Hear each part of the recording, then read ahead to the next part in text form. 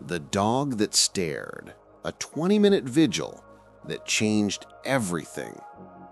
Sarah's blood ran cold when she walked into the nursery. Her golden retriever, Max, stood frozen beside the crib, his eyes locked on baby Emma with an intensity she'd never seen before. For 20 agonizing minutes, the dog hadn't moved a muscle. Something was terribly wrong. When instinct speaks louder than words.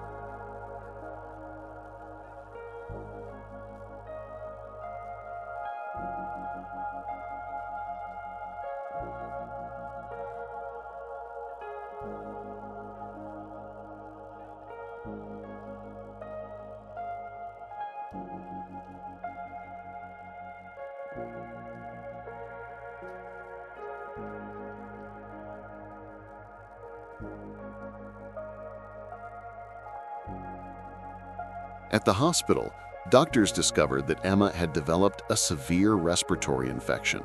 Her oxygen levels had dropped dangerously low while she slept, a condition that could have quickly become life-threatening without intervention.